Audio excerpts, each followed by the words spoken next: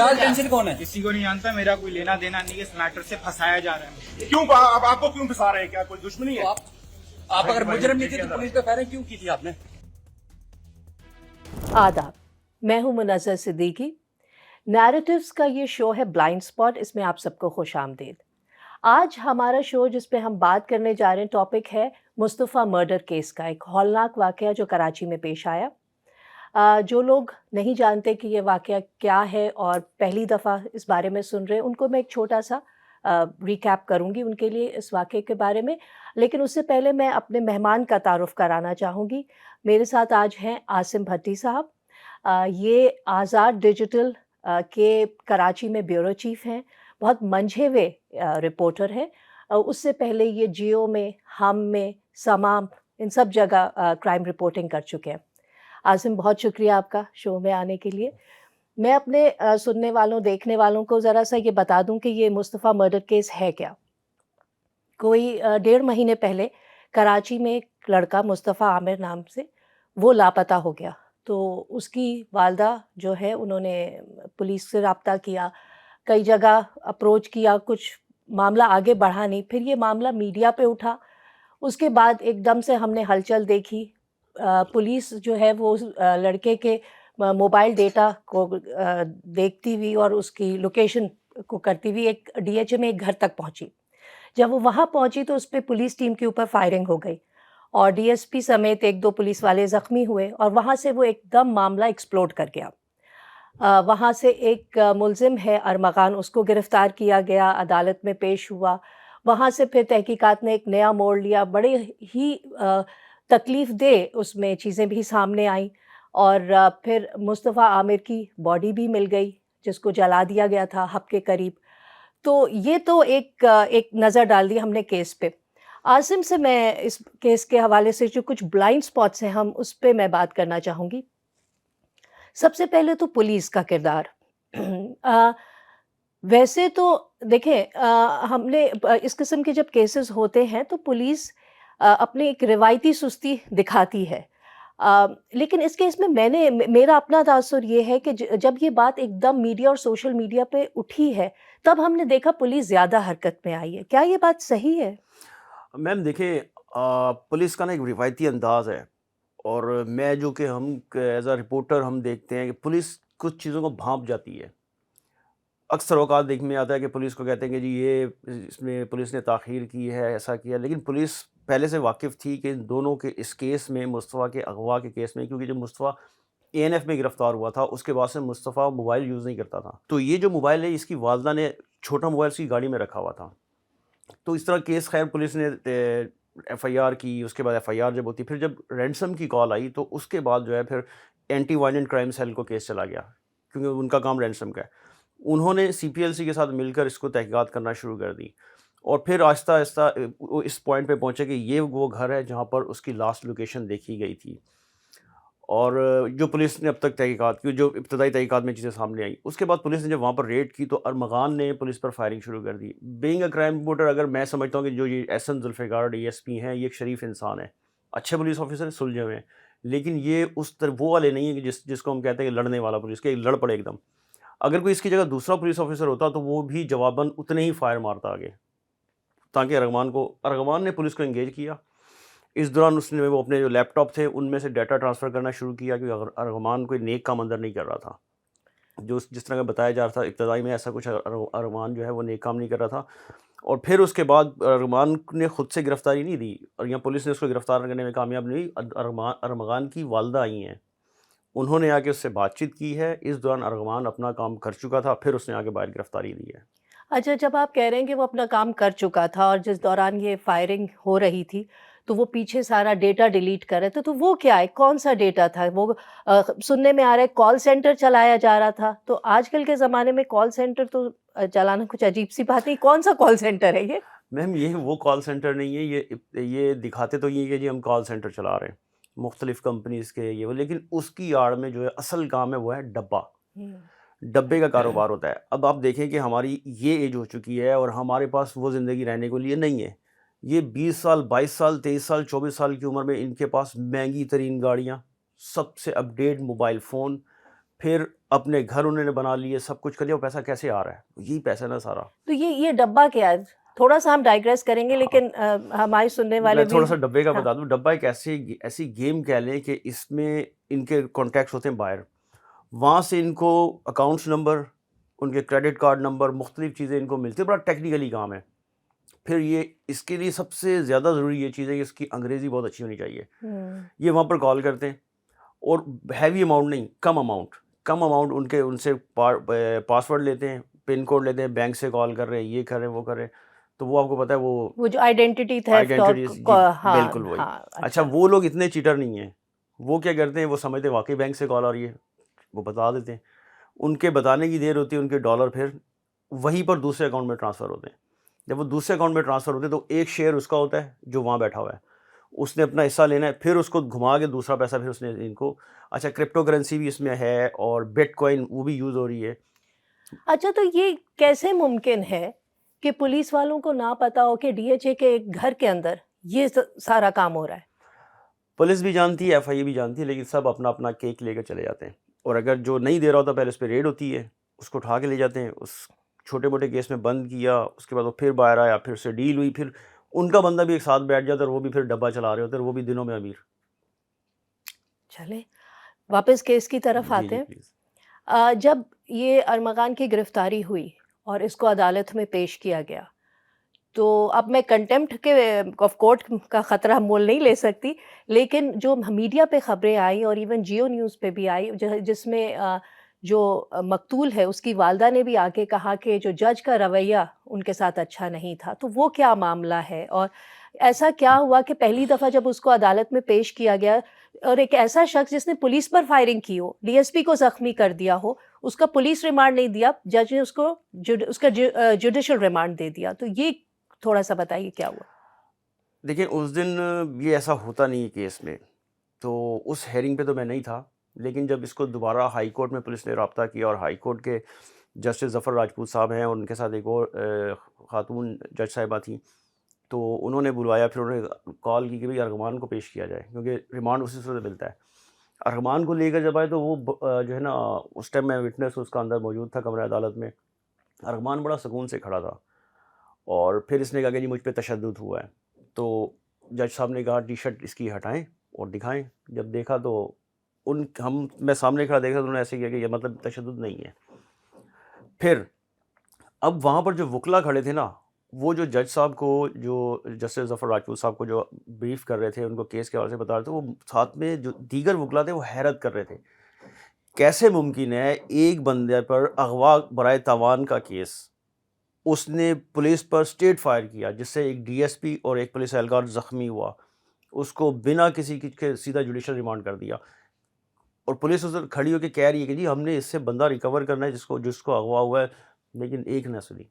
یہ بڑا لمحہ فکریہ ہے, سوالیہ نشان ہے. یہ معذرت کے ساتھ جوڈیشری دیکھے کیا ہوا ہے. دوسرے دن آپ جس ویڈیو کا ذکر کر رہی ہیں, تو ہم نے کچھ نا اس کو دیکھا. وہ جو میں اپنے سامعین کو بتا دوں کہ جو ارمغان کے والد کی ویڈیو جو ایک سوشل میڈیا پہ گھوم رہی ہے, اور جس اگریسو طریقے سے وہ عدالت میں گھسنے کی کوشش کر رہے ہیں, جس طرح سے لہجے میں وہ بات کر رہے ہیں, وہ بھی ایک بڑی انوکھی چیز ہے. انوکھی چیز ہے. اچھا, یہ کیس ہے دوسرے دن کا.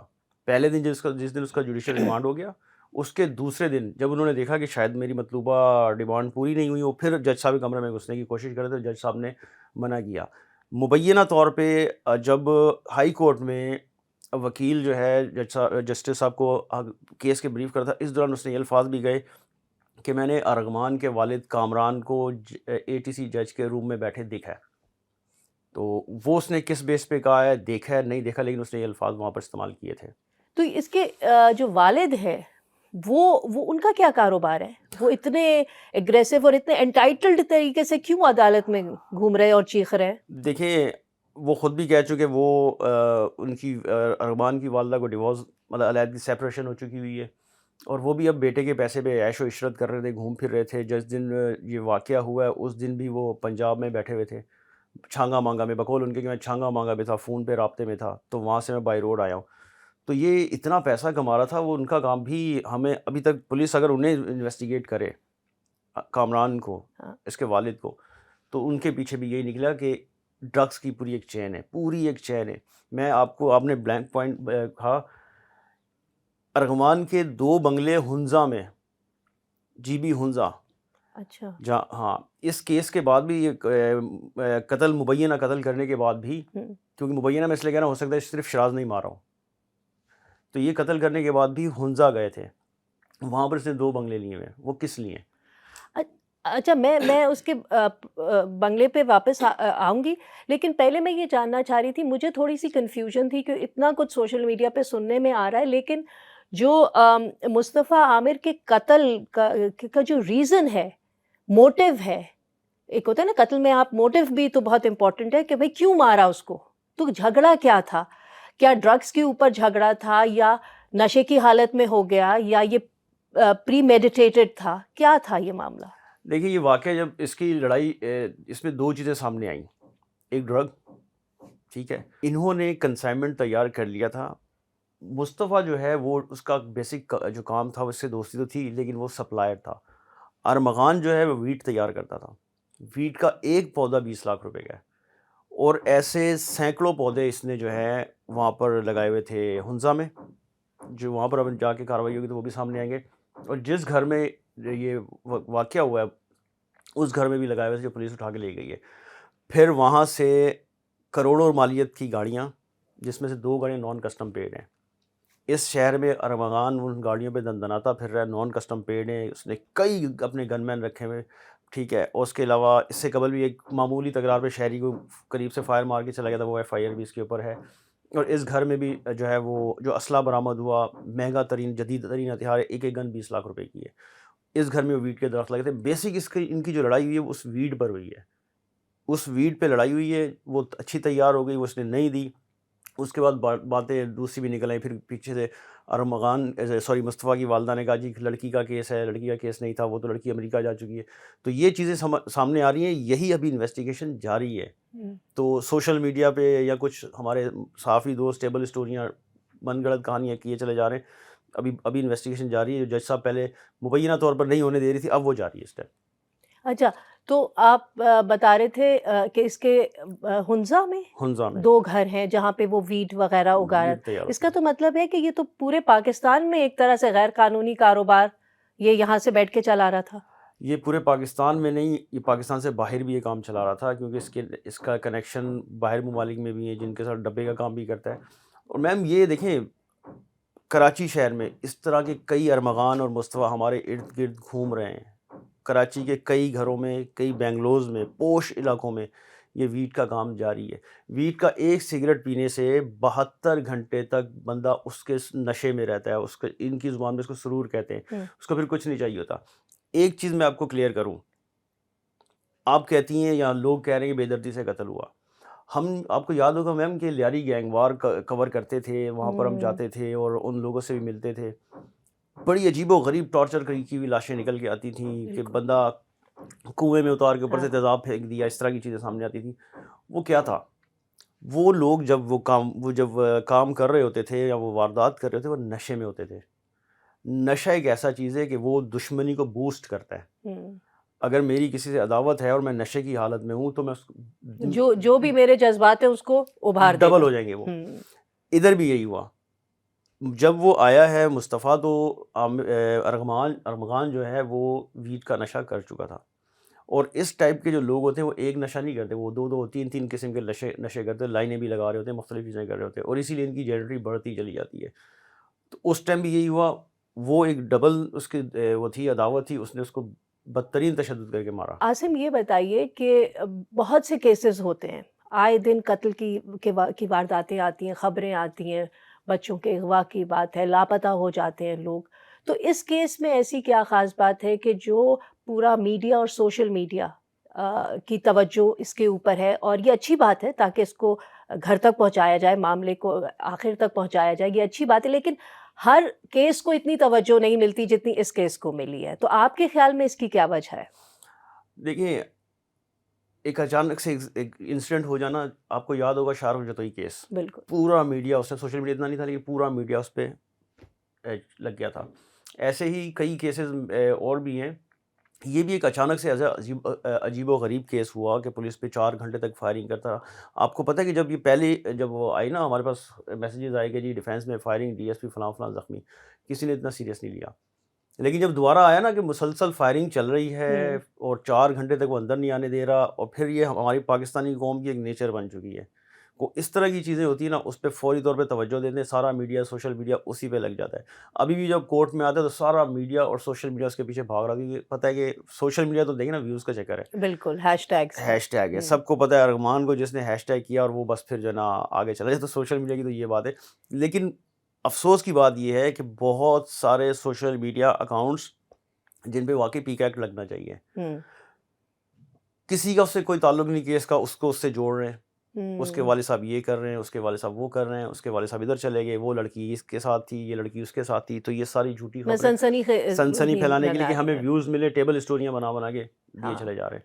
اچھا یہ بتائیے کہ یہ جو ڈی ایچ اے کا گھر تھا جہاں پہ یہ پوری واردات ہوئی، جہاں سے کال سینٹر چل رہا تھا، تو وہاں کے محلے والوں سے کسی کی کوئی بات چیت نہیں ہوئی کہ وہ ظاہر ہے جو لوگ وہاں رہ رہے ہیں وہ دیکھ رہے ہیں کہ ایک آدمی ہے جو اتنی سیکیورٹی کے ساتھ آ رہا جا رہا ہے اور کافی ایسے معاملات ہیں، شیڈی قسم کی چیزیں ہو رہی ہیں، تو محلے والوں نے کبھی کوئی شکایت نہیں کی یا وہ آرام سے بیٹھے رہے؟ دیکھیں ڈی ایچ اے کا یہ بڑی اچھی بات ہے کہ میرے ساتھ والے گھر میں کون رہ رہا ہے، مجھے اس سے کیا لینا دینا. اگر وہ جی رہا ہے مر رہا ہے وہ جانے، اس کا کام جانے. تو یہ پورے ڈی ایچ اے میں ہی ایسا ہے. اور یہاں بھی جو چوکیداروں سے یا جو ادھر کے لوئسٹ جو طبقہ ہے اس سے بات ہی ہو گیا تھی. اس طریقے سے ان کی گاڑیاں آتی تھیں جاتی تھیں، میلے لگے رہتے تھے، بھرمار تھی لوگوں کی آنے جانے کی بھی. اور بس یہ چلتا تھا، کبھی جب بھی اس کے ساتھ گن مین بہت زیادہ ہوتے تھے. اور یہ جس دن واقعہ ہوا ہے اس دن بھی نچلے جہاں پر ویٹ تیار ہوتی وہاں پر 2 لڑکے اس نے پراپر رکھے ہوئے جو کہ اس کی تیاری کرتے تھے. تو کبھی اس کی کوئی کمپلین نہیں آئی. پہلے جو اس کے اوپر تقریباً 6 ایف آئی آر ہیں، وہ بھی باہر جب کسی سے لڑائی ہوئی یا جھگڑا ہوا منشیات کی تو وہ ایف آئی آریں ہوئی ہیں. علاقے میں کبھی کسی نے کمپلین نہیں کیا. جو گھر ہے وہ رینٹ کا ہے، اس کے والد کے نام پر اس کی وہ اس کا ہے ایگریمنٹ، تو والد نے اپنے نام پہ گھر لے کے دیا ہوا ہے. اچھا ویڈ کے اوپر تھوڑی سی بات کرتے ہیں. میرے لیے بڑی حیرانی کی بات ہے کہ ایک گھر کے اندر آپ اتنی ویڈ اگا سکتے ہیں کہ اس سے آپ پورا ایک ڈرگس کا کاروبار کر رہے ہیں. ہاں ایس ایچ او موچ کو ہوا کرتے تھے چودھری شاہد، جو انہوں نے ایک جگہ ریڈ کی. مجھے پہلی دفعہ پتہ چلا ویڈ کیا ہے، تو انہوں نے ریڈ کی، وہاں سے وہ پودے نکال کے لائے. 5-6 پودے تھے چھوٹے چھوٹے ہرے رنگ کے. میں نے کہا بھائی یہ کیا ہے؟ اس نے بتایا بھائی اب یہ نشہ شروع ہو گیا ہے اور یہ چھوٹے چھوٹے گھروں میں کمروں میں تیار کیا جا رہا ہے. اس کا کوئی مخصوص اس کا پروسیس ہے، اس پروسیس سے کرتے ہیں چھوٹی سی جگہ بھی. تو یہ بنگلہ تو بہت بڑی جگہ تھی اس کے لیے، بہت بڑی جگہ، مطلب بنگلہ یوں سمجھ لیں فصلیں تھیں اس کی. وہ تو ایک چھوٹے سے کمرے میں تیار کرتے ہیں. اچھا آخر میں ایک جاتے جاتے صرف یہ بتا دیجیے اس کیس میں اس وقت تک کی لیٹسٹ اپڈیٹ کیا ہے؟ لیٹسٹ اپڈیٹ یہ ہے کہ اب وہ جو لاش ہب سے ملی تھی، پولیس اس کو بھی 2 طریقوں سے انویسٹیگیٹ کر رہی ہے. گھر سے ملنے والا بلڈ تو میچ کر گیا اس کی مصطفیٰ کی والدہ سے. دوسرا وہ جو لڑکی جس کو اس نے ٹارچر کیا تھا اس کے مرڈر سے پہلے، اس کو ٹارچر سے پہلے، اس کا بلڈ سیمپل بھی لیا گیا. اس لڑکی کی تلاش بھی جاری ہے. وہ لڑکی ہے کلفٹن کی رہائشی، لیکن اس کا اصل نام پولیس کو ابھی تک نہیں پتہ لگا. یا پولیس کو اگر پتہ لگ بھی جائے تو پولیس ابھی تھوڑا سا محتاط چل رہی ہے. میں نے جیسے پہلے بتایا پولیس کچھ چیزیں بھانپ جاتی ہے. اب جو وہاں سے جو لاش ملی ہے اس کی آج قبر کشائی ہوئی ہے اور اس کے نمونے حاصل کر لیے گئے. اب اس کو بھی مصطفیٰ کے اس کے ارغمان کے گھر سے ملنے والے بلڈ سیمپل سے میچ کرایا جائے گا، کیونکہ وہ بلڈ سیمپل اور اس کی والدہ کا سیمپل میچ کر گیا.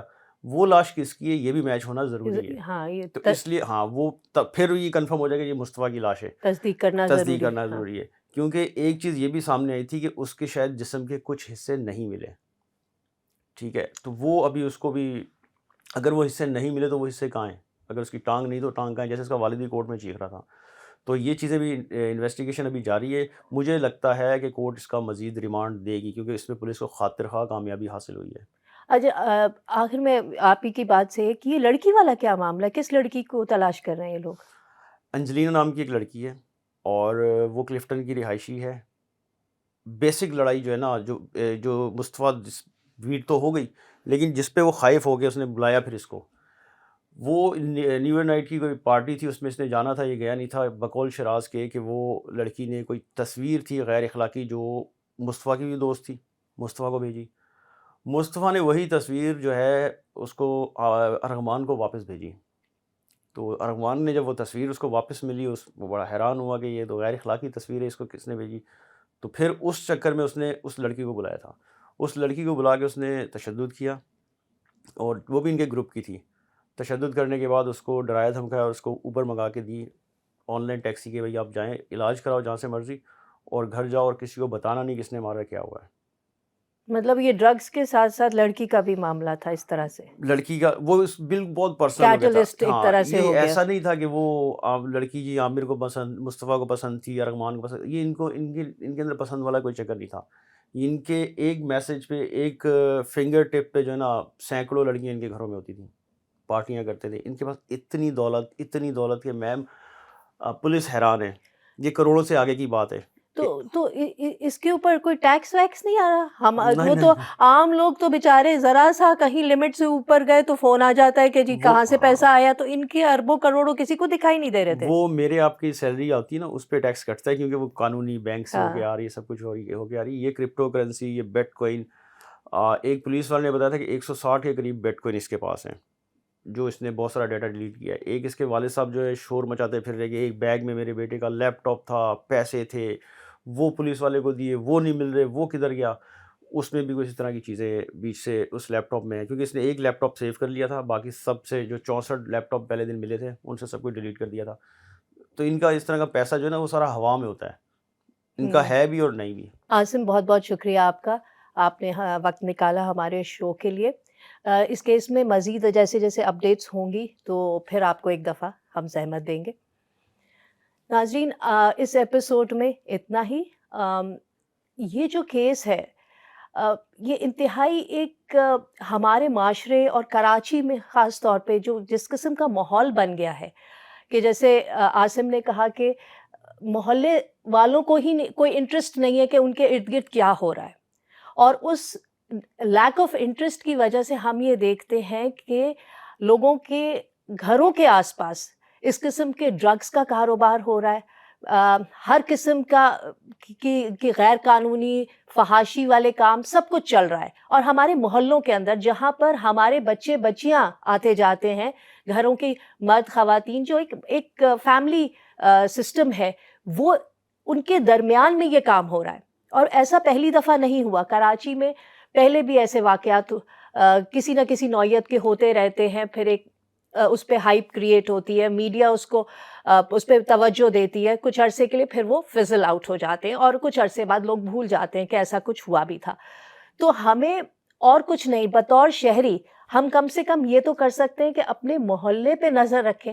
ہمیں واپس سے یہ محلے داری سسٹم کے اوپر آنا پڑے گا تاکہ ہم اپنے بچوں کو محفوظ رکھ سکیں. ہمیں پتہ ہونا چاہیے کہ ہمارے آس پاس کیا ہو رہا ہے. یہ جو ایک سوچ ہے نا کہ جی ہمیں کوئی انٹرسٹ نہیں ہے کہ برابر والا کیا کر رہا ہے, یہ اس کی زندگی ہے, یہ پتہ نہیں کہاں سے آیا. یہ بالکل ایک مغربی کانسیپٹ ہے, اور میں یہ سمجھتی ہوں کہ یہ صحیح نہیں ہے, کیونکہ یہ ہمارے فیملی سسٹم, ہمارے محلے داری, ہماری برادری سسٹم, یہ اس سب کو ختم کر رہا ہے اور اس کو نقصان پہنچا رہا ہے. اور اس لیے پلیز اپنے آس پاس نظر رکھیں. میں یہ نہیں کہہ رہی کہ اگلے کے گھر کے اندر گھس کے اور وہاں پہ سیاست شروع کر دیں, لیکن کم سے کم یہ تو رکھیں کہ آپ کے محلے میں اگر کوئی ایسی چیز دیکھیں تو اس پہ آواز ضرور اٹھائیں, تاکہ کیونکہ یہ ہمارے بچوں کے لیے ہے کہ وہیں سے وہ گزرتے ہیں, آتے جاتے ہیں, وہ محفوظ رہ سکیں.